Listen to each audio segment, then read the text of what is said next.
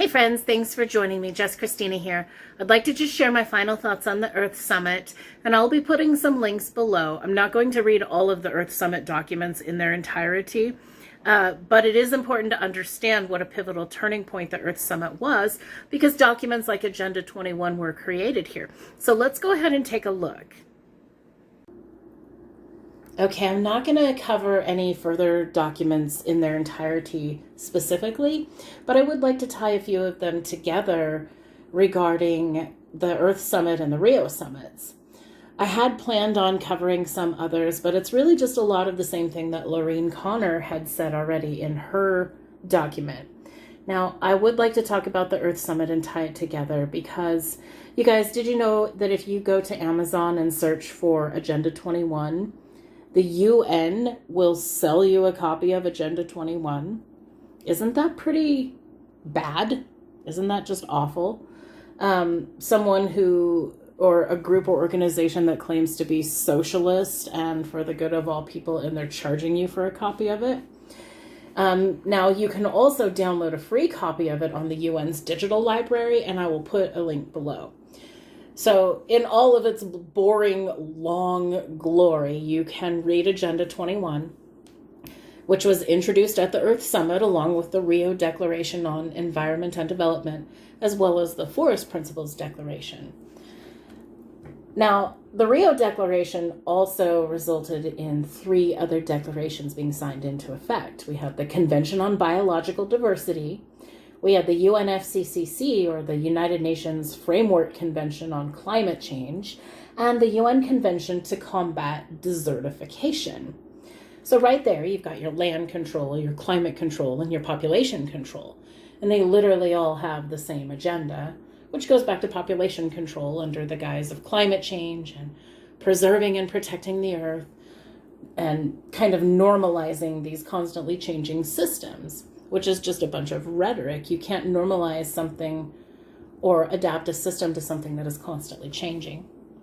Now, I live in a state that could probably triple its population if it had to. It's already doubled, and there's still so much rural land, not just farmland here, but lots of land that could be developed on. Not just in Idaho, but across America too. So don't let anyone tell you the globe is full. I've flown over it and I've driven across it, and there's a lot of room left. And any Midwest flatlander knows that some of those areas are not just farmer fields. There could be major development for population or for infrastructure. And the problem is not space. The problem is inflation and cost. And it really has nothing to do with the land. Now, population and land control and management movements are only 2 of these components. The executive order video that I did was pretty much a play-by-play on how they can overtake the entire civilian infrastructure with these mandates. And we're talking about transport. You know, vaccine passports are kind of a thing already. Essentially, you have to get tested at least, and that's a mandate that inhibits travel. If one word is said to close those travel systems, you know it's going to be done. Now, state borders and roads are designed to be guarded as well. And looking at some of those exit junctions, like in my own state, there incidentally also happen to be FEMA camps nearby. You know, there's one here in the heart of Idaho. It was the original Chinese internment camp. And it's on Highway 13 by Harpster. There's a conjunction of Highway 13 and Highway 14 along the river. And you can see China Garden Road there still. So anyway, there's a lot of other FEMA camps here, and there's like 9 just on the other side of the southern border in Utah. They're literally everywhere. So not just these systems, we're talking about new Project Internet balloon nonsense that's coming, 5G and low Earth tracking systems, tower-to-tower rollover. Well, these are tracking means too, and you do not have the ability to opt out of these systems. So basically, you're giving passive consent just by living in the city. Electronic cars, they're going to be a planet killer too. You have to replace them every 5,000 charges. And they are so destructive to the environment to create those batteries. You should just drive a car for a lifetime with fossil fuel. But fuel, that's another thing. Food supplies are also going to be manipulated and controlled, including all these fake meat projects underway. A handful of billionaires own the agricultural farmland and ranch land en masse. We know Bill Gates owns 250,000 acres, but there's 5 other families. We have the Emerson family, the Reed family, the Turner family, the Malone family, and Kroenke. So how does this control better the population? It only cramps the rest of us together, further depleting our resources and available agricultural areas. So what is to come of this land? Well, who knows, but this is why home gardening and self-preservation are absolutely critical. You should only be moderately codependent on the grocery store, and you should always have an alternative food resource. Know them well. Don't expect to just have something available in an ecosystem after you've identified it years later, because resources do change. Deer hunters, you know what I'm talking about. So, knowing your food sources, but also eating as healthy as you can. There's a lot of women out there who think that they're doing right by their kids by feeding them all of these healthy alternatives. But, a word to the moms out there, don't feed your boys too much soy, or it will literally pollute their bodies with too much estrogen. And most people think that these food alternatives are good, but you should eat as naturally as you can. But know your food codes too. So, okay, food codes, look at the labels. The little sticker on your fruit or vegetable, 5 digits. If it starts with a 9, it's organic. And if it's just 4 digits and it starts with a 3 or 4, like, okay, bananas, that's a universal code that everybody knows. 4011, that's bananas. If they were organic, it would have a 9 in front of it, 94011. But the ones with the 4 numbers, like that start with 3 or 4, those are just conventionally grown. But the 5 digits that you really want to avoid are the ones that have an 8 in the beginning. So it would be 5 digits that starts with the number 8. Those are genetically modified foods. Now, I know that we all know how to prepare here. We have the power of critical thought within ourselves, and my entire point for this video regards Agenda 21, climate control, saving the planet, emission reduction. You guys, they've all been designed to usher our thoughts towards a coercive agenda, to force us to comply of our own seeming free will. Now, perhaps the Green New Deal should consider that the largest pollutants of the environment are the factories that literally pump it out in tonnage. And we have chemicals in our foods, in our water, in our soil. And we never needed them before. So the fact that foods are now genetically modified renders some of them even unsafe, like we just talked about. And, we talked about soy. That's a good example. But that happens to be number 1 on the list of GMO foods to avoid at all costs. And I just want to reiterate one more time that estrogen interferes with those testosterone receptors in the brain, the hypothalamus specifically. And it sends signals to the pituitary gland, which in turn reduce the amounts of necessary hormones needed to create those appropriate amounts of testosterone in male bodies.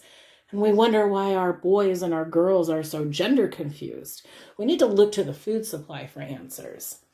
Now, similar to these relationships demonstrated by the executive orders, we talked about food, freight, transport, medicine, housing, communication, power, civil transport, airports, and post office registry, which actually sparks an interest too, because it makes me wonder if this is actually why they want women to enlist in the draft.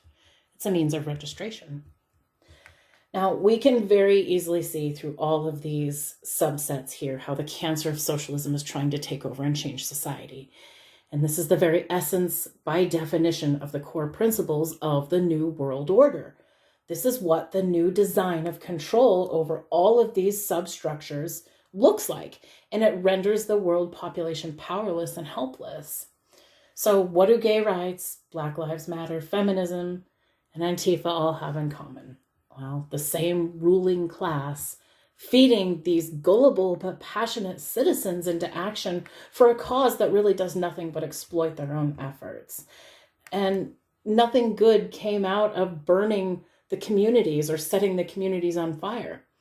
Well, rioters, they got paid from the Soros and the Clinton funds. They benefited, and they didn't even have to set their own cities on fire. But how can we let this happen, you guys? America has become a disgraceful place when we do not stand arm in arm against tyranny. And it's not conspiracy. You can very clearly dissect the truth from the garbage if you pay attention and just look. And some things out there are definite fake distractions meant for us to get all caught up with and worked up over and look the other way. But what truly matters at the end of the day is that we are all brothers and sisters here in America, and American sovereignty is being threatened. Now, our right to uphold our Constitution and take out the trash, as tyrannical as it is, for the time being, still remains our right. But sovereignty lost means that absolutely nothing else matters. Literally nothing else. And this is the scariest part.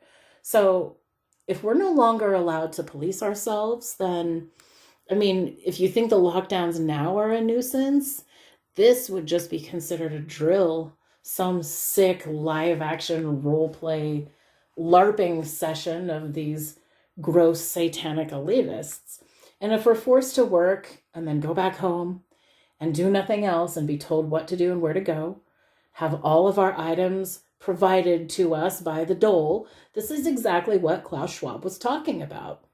And again, facts are facts and the truth is out there. But I'll leave some links below. I just want you to realize that every time you hear about carbon emissions, global warming, green tax, rioting, Black Lives Matter, racism, Antifa, feminism, even the pandemic lies, it's all meant for overall distraction and control to implement this change. It's a fear tactic. And it's happening right before our eyes. And if we let these vaccine passports become a thing, you guys, we have lost. Singling someone out in itself is discrimination. It's not racism, because all races can be involved in the segregation, but it's just another way to pin the world's citizens against each other over touchy subject matter. It's easy to manipulate people when you pull at their heartstrings and invoke such strong emotion. And this is why it's absolutely critical to react out of thought.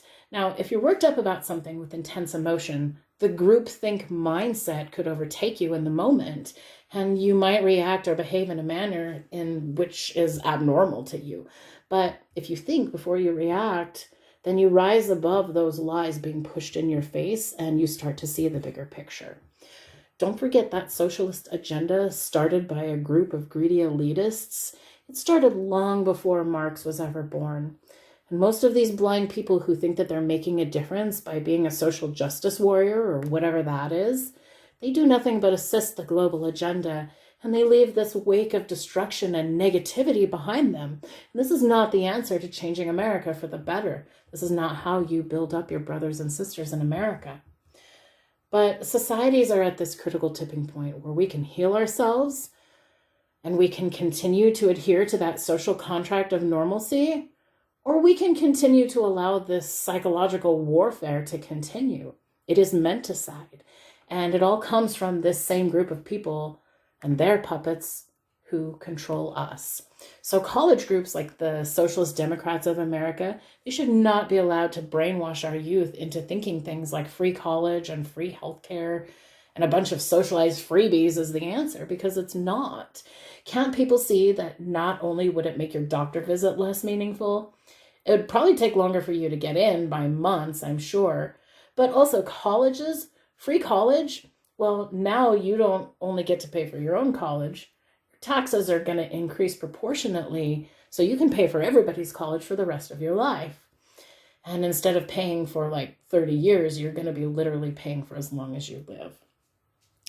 So certain things are going to be gone to the wayside. Like if you want the newest video game, well, that doesn't support the narrative, so you're not allowed. Provisions of a non-essential demeanor will no longer even be created, much less allowed.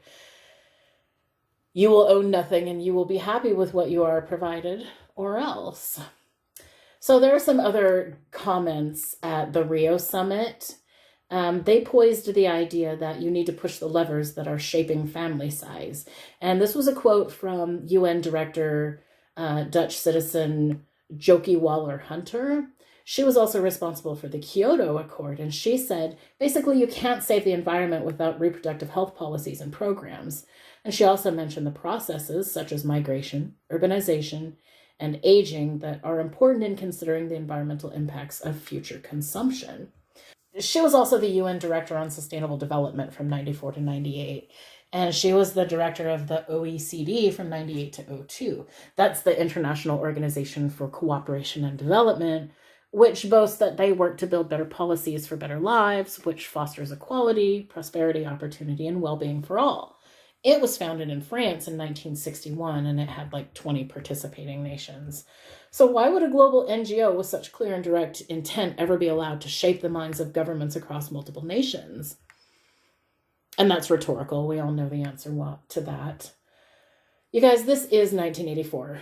It is a takeover, and trying to rewrite history will doom us to repeat it. So let's not forget it. History was gruesome. It was ugly. It was embarrassing. And there's a lot of ignorance that we can learn from. And from all of those mistakes, we gain the insight not to repeat them.